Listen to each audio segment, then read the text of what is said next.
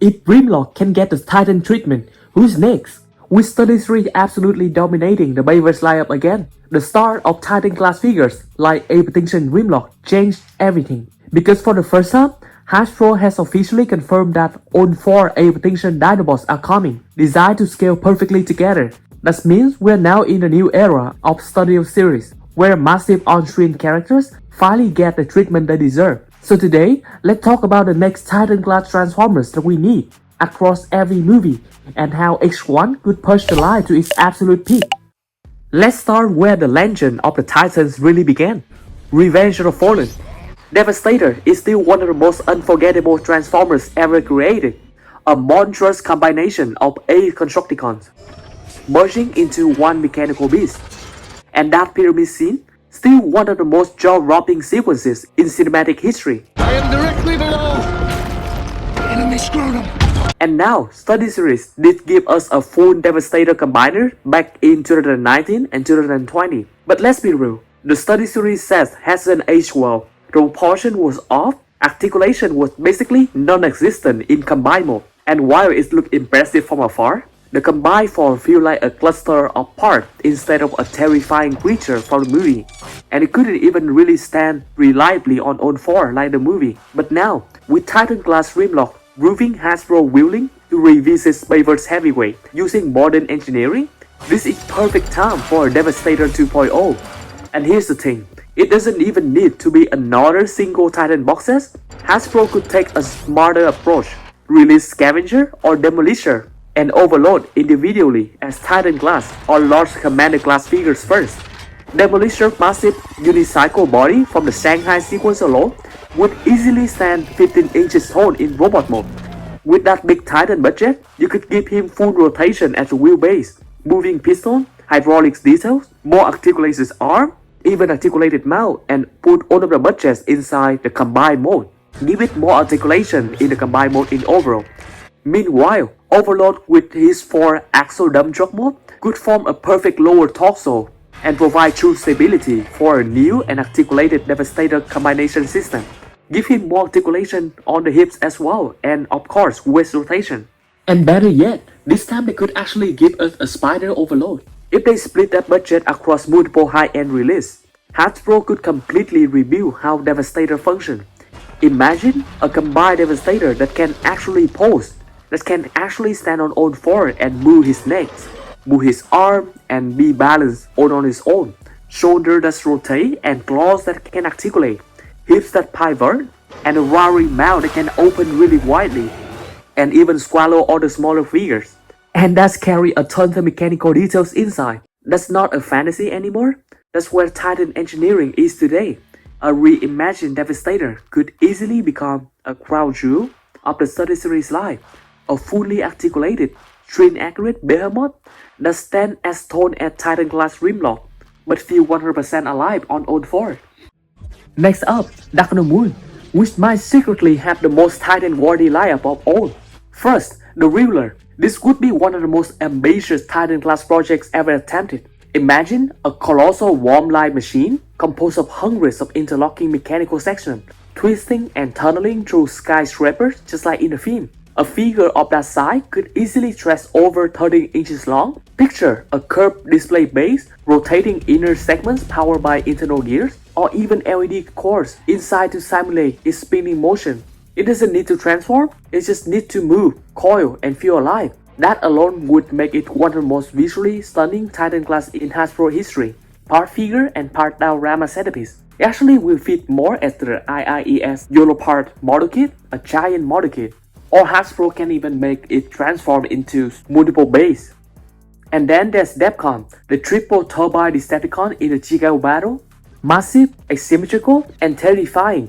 Perfect for large commanders or a small Titan-Class slot. It scaled beautifully beside Dark of the Moon Shockwave, Megatron, and Sentinel Prime, finally giving us a complete Decepticon army that destroyed Chicago.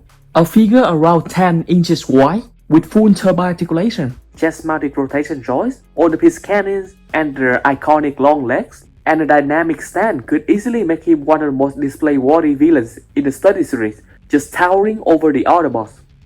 And let's not forget the art, the Autobot ship itself.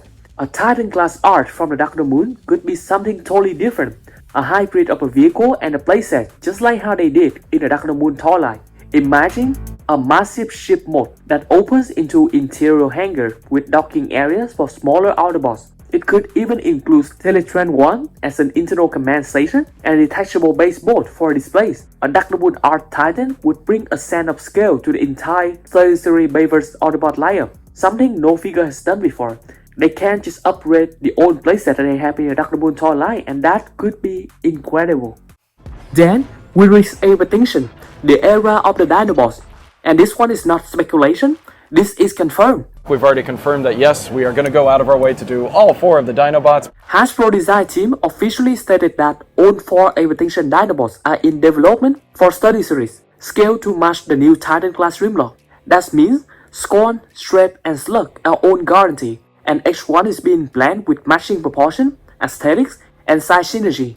They will most likely come in this new Titan, or potentially Commander class size. This is something fans honestly didn't think would ever happen. All 4 Dinobots in Titan scale, finally ready for display together. Slug brings the Triceratops bones. Scorn delivers the terrifying Spinosaurus with his jagged spine and tail. And Shrek gives us the iconic 2-headed pterosaur. The 2014 version of these characters were undersized and simplified, but at Titan scale, these Dinobots will look every bit as intimidating as they did on screen. Imagine a display of all 4 alongside Optimus Prime.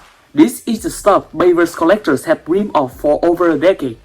Once all 4 are released, collectors will finally have a complete Dinobot lineup, perfectly scaled and display ready, and ready to create those cinematic charge scenes. Now, on to the last night. 2 perfect Titan candidates dominate this movie, Dragonstorm and Infernicus. Infernicus. Transform! Infernicus, which was the biggest Decepticon in the movie. And yes, Infernicus is a combiner, which is formed from 6 different Infernicons. This set will make a big project, potentially similar to the Devastator set, if they do make this someday in the Studio Series line. Considering how they have successfully created a core class scale set for this combiner, coupling with how good the current toys engineering is, there's a good chance that we will be in a treat for a Studio Series version. While smaller than Dragonstorm, Infernicus twisted and jagged design streamed for a high budget release, a large commander on an entry-level Titan-class Infernicus set with full articulation in X-Limb and interlocking skeletal armor would be a showstopper, an evil counterpart to the Dinobots' brute powers.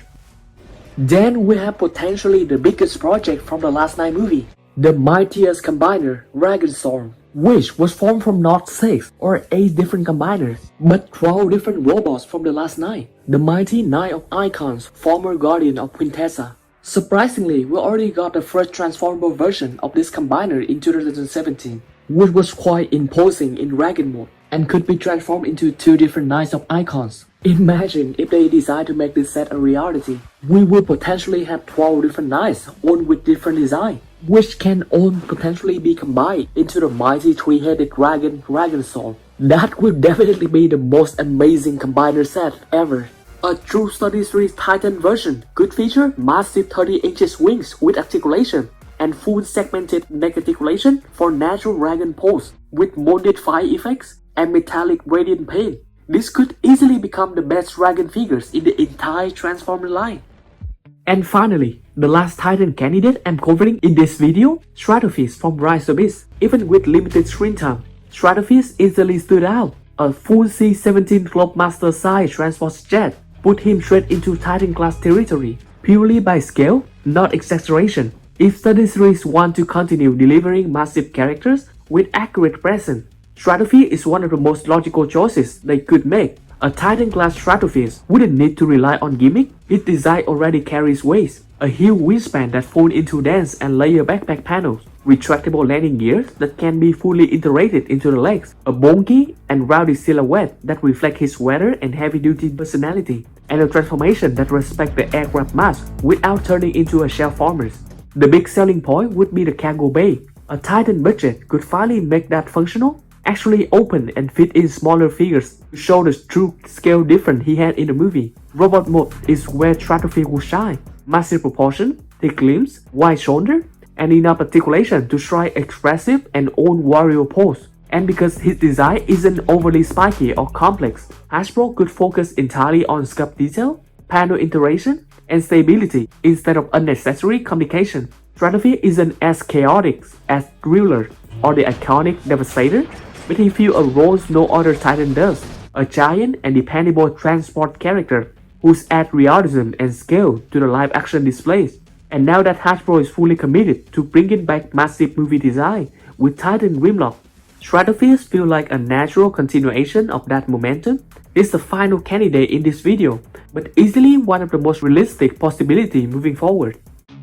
Alright, your turn. What Titan should Hasbro make next? Drop your pick below because I'm reading every comment. If this video helped or entertained you, hit like and subscribe and genuinely support the channel. And thanks for being here. I'll see you in the next one.